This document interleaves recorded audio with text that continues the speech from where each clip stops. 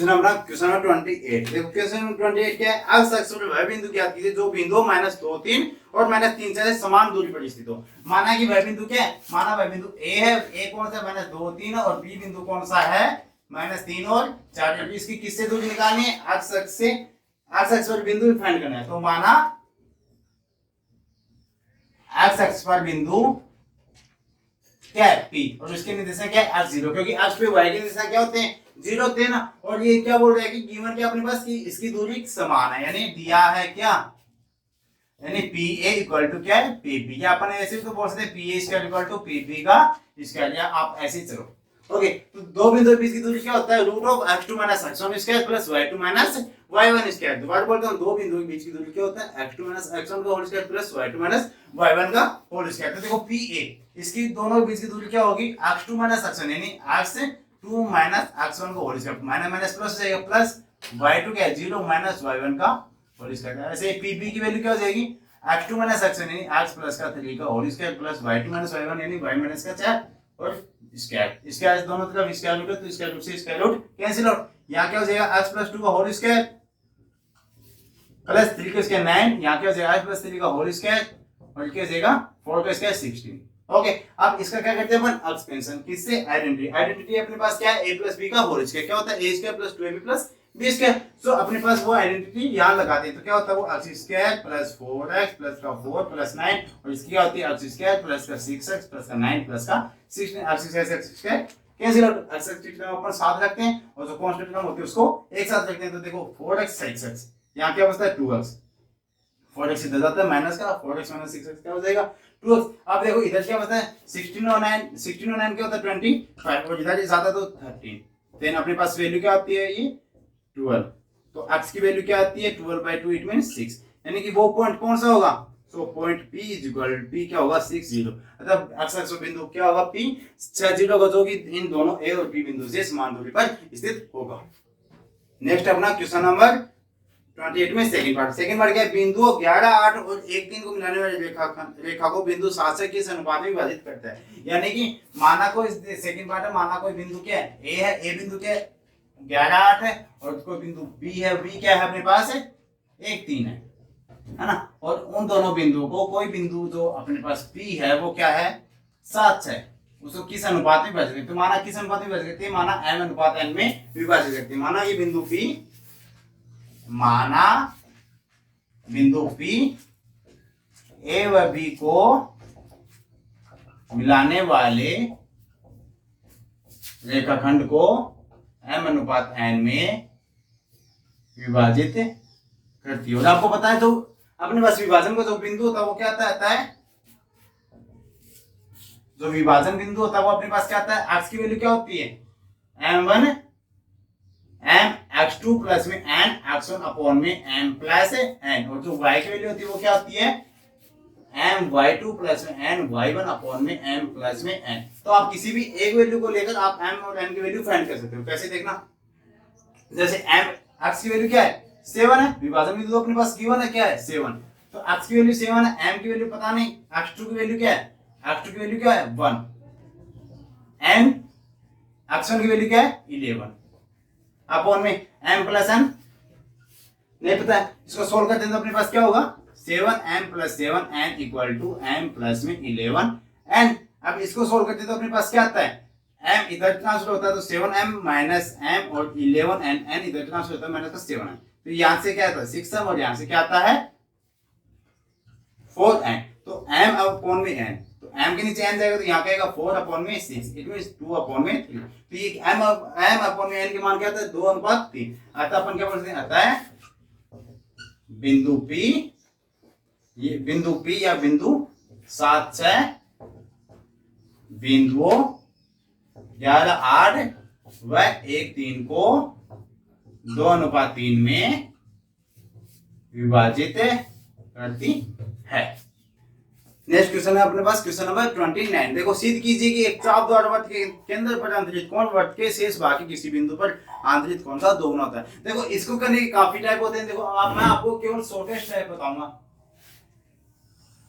ये अपने पास क्या है केंद्र है और अपने पास चाप क्या है कोई एक भी। क्या बोले कि सिद्ध कीजिए एक चाप दो वृत्त के केंद्र। देखो वृत्त के केंद्र में कौन सा कोण बनेगा, ये वाला AOB, और वृत्त के किसी केंद्र में वृत्त के शेष भाग के किसी बिंदु पर, देखो शेष भाग ये मान लेता हूं मैं, इसके जस्ट आगे वाला वृत्त के व्यास पर, तो इस पर आंतरिक कोण ये, यानी कि मेरे पास जो अपने को सिद्ध क्या करना है, प्रूफ क्या करना है, जो अपने पास कोण AOB होगा, जो अपने पास कोण AOB होगा, ये क्या होगा 2 टाइम होगा किसका, कोण ACB का।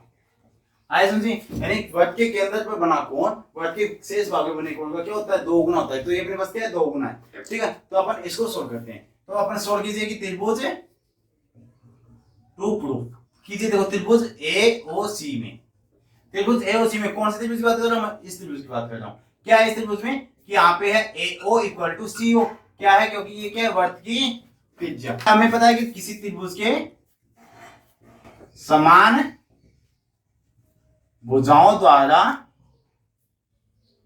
या समान भुजाओं के सामने के कोण भी समान होते हैं। सो अपने पास क्या हो जाएगा, देखो AOCO इक्वल है, तो इसके सामने कोण क्या है, ये ना, तो CAO, कोण CAO इक्वल टू क्या हो जाएगा, कोण CAO के इक्वल क्या हो जाएगा, OCA, ये दोनों कोण क्या हो जाएंगे, इक्वल हो जाएंगे।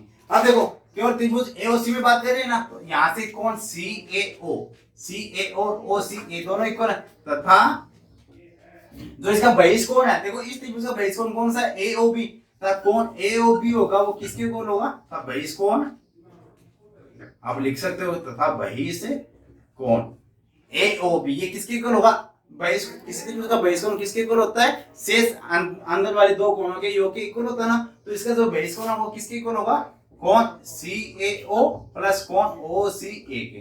और चूंकि ये दोनों क्या है, इक्वल है, तो अपन क्या करेंगे, यहां से, अच्छा यहां से आप क्या करेंगे कि आप CAO और इसको भी क्या लिखोगे, OCA को क्या लिख सकते हैं, कोण CAO, यहां से क्या हो जाएगा 2 कोण CAO इक्वल टू कोण AOB या कोण AOB। अब आप CAO लिख सकते हो, या फिर आप ऐसे लिख सकते हो कि 2 कोण CAO के इक्वल होगा, या फिर 2 कोण OCA के इक्वल भी हो जाएगा, OCA के इक्वल भी एक हो जाएगा। अतः आप क्या लिख सकते हो कि किसी त्रिभुज के चाप के द्वारा केंद्र पर आंतरिक कोण उसके शेष भाग पे आंतरिक कोण का क्या होता है, दोनों होता है। अब OCA को अपन देखो इसके अनुसार अपन क्या लिख सकते हैं, जो OCA है वो यही तो कोण है, यानी 2 कोण ACB। तो आप क्या कर सकते हो, हेंस प्रूफ आप। तो नेक्स्ट क्वेश्चन अपना क्वेश्चन नंबर 29 में जो अथवा का पार्ट है ना, और इस अथवा वाले पार्ट के अपने पास क्या है कि सिद्ध कीजिए किसी चतुर्भुज की एक भुजा बढ़ाने पर, किसी चतुर्भुज की एक भुजा बढ़ाने पर बनने वाला बहिष कोण अपने आंतरिक कोण के बराबर होता है, तो वह एक चक्रीय चतुर्भुज होगा। तो अपने को सिद्ध करना है कि ये एक चक्रीय चतुर्भुज है कब, यानी कि किसी चतुर्भुज की एक भुजा को बढ़ाने पर वो अपने बढ़ाने पर जो बहिष कोण बनेगा वो आंतरिक कोण दोनों के इक्वल होगा। तो अपने पास ये क्या है, एक है, मान लेते हैं एक ऐसा कोई चतुर्भुज है, ठीक है, और मैंने इसको एक भुजा बढ़ाया जैसे ABC और D है, ठीक है। तो जैसे ये बोल रहा है कि DC भुजा DC को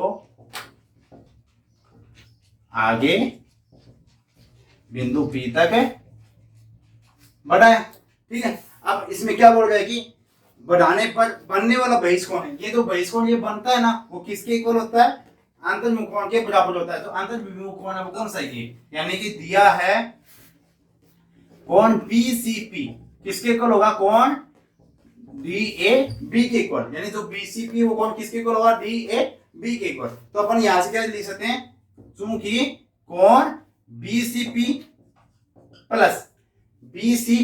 प्लस जो BCD है वो क्या है 180 डिग्री, क्योंकि ये क्या है, रेखीय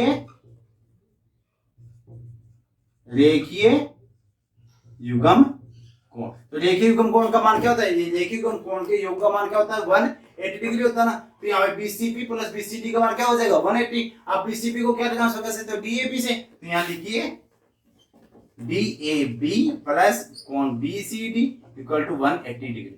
आप किसी चतुर्भुज में आप क्या लिख सकते हो, किसी चतुर्भुज में सम्मुख कोणों का योग यदि 180 डिग्री है तो वह चतुर्भुज कौन सा होता है, चक्रीय चतुर्भुज होता है। यानी सम्मुख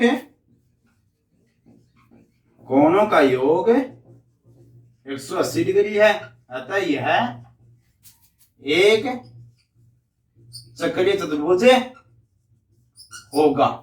ओके, नेक्स्ट क्वेश्चन अपना और पेपर का लास्ट क्वेश्चन क्या है, क्वेश्चन नंबर 30। इसमें बारंबारता बंटन दे रखा है और इसमें आपको माध्य और बहुलक फाइंड करना है। अपने पास बारंबारता बंटन और माध्य और बहुलक फाइंड करना है। आपको पता है माध्य के लिए अपने को क्या चाहिए, अक्ष की वैल्यू चाहिए, और अक्ष कहां से आएगा, वर्ग से आएगा। तो देखो वर्ग से अक्ष कैसे आता है कि दोनों वर्ग का योग बटे में 2, तो यहाँ से 0 + 10 क्या होगा 5, 10 + 20 30 मतलब 15, और यहाँ से ऐसे ही यहाँ से देखो इनका अंतर क्या है 10 10 का, तो इसका भी 10 10 का आएगा 25 35 और 45। ये इसका मिड वैल्यू होती है, इसकी मध्य वैल्यू होती है, वो क्या होती है x। और अपने पास माध्य क्या होता है, माध्य इक्वल टू होता है सिग्मा ऑफ, यहाँ लिख लेते हैं अपन, माध्य इक्वल टू क्या होता है सिग्मा ऑफ fx अपॉन में summation of f, summation of fx upon summation of f। तो आपको fx का क्या चाहिए, मल्टीप्लाई चाहिए, तो आप यहाँ से fx का मल्टीप्लाई क्या करोगे आप, देखो 30 150 325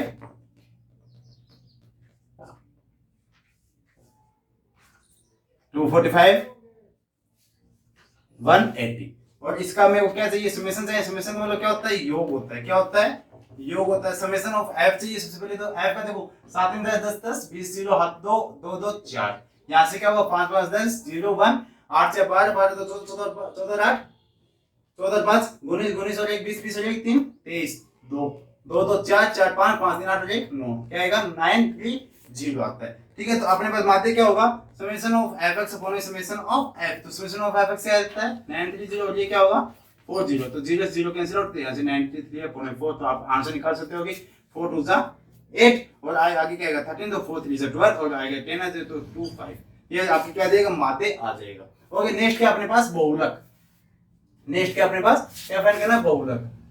तो बहुलक के लिए क्या चाहिए मेरे को, L प्लस में f1 माइनस का f0 अपॉन 2 f1 माइनस का f0 माइनस का f2 इनटू में h। ये अपने पास क्या होता है बहुलक का रूल होता है। तो देखो इसमें आपको जो L होगा वो क्या होगा, सबसे ज्यादा जो अपने पास बारंबारता होगा वो देखो, सबसे ज्यादा बारंबारता क्या है 13, तो 13 के रिस्पेक्ट में जो सबसे न्यून वर्ग होगा वो क्या होगा अपने पास L। तो अपने पास ये क्या है L। ओके, जो बारंबारता सबसे बड़ी होगी उसको क्या बोलेंगे अपन f1, इससे जस्ट ऊपर वाली को f0, इससे जस्ट नीचे वाली को f2। तो यहाँ से देखो और यहाँ से इन दोनों वर्ग अंतराल जो अपने पास अंतर होगा उसको क्या बोलेंगे h। तो यहाँ से L की वैल्यू क्या है अपने पास 20, f1 की वैल्यू क्या है 13, f0 की वैल्यू क्या है 10 अपॉन में 2f1 इट मींस 2 × 13 f0 10 और f2 यानी 7 और इनटू में h की वैल्यू क्या है 10। तो सभी मैंने मान पुट कर दिए, यहाँ से आप इसको सिंपलीफाई कर लोगे, क्या आएगा, क्या आता है इसका मान 20 अपॉन में 20 प्लस में 13 minus 3 30 minus 10 3 26 17 into 10 it means 20 plus में 3 अपॉन में ये क्या आ जाएगा 17 26 माइनस 17 क्या हो जाएगा 9 into में 10, तो यहाँ से क्या है 3 और ये क्या है 20 और 10 अपॉन में 3 क्या होता है 3.33 इट मींस 23.3। ये किसका मान हो जाएगा बहुलक का। ऐसे आपके पास टोटल 30 के 30 क्वेश्चन हो चुके हैं। आप चेक कर सकते हो कि आपका कौन सा क्वेश्चन सही है और कौन सा क्वेश्चन रॉन्ग है, और आप अपने जो अपने मार्क्स है उसका ओपन कर सकते हो। Thank you.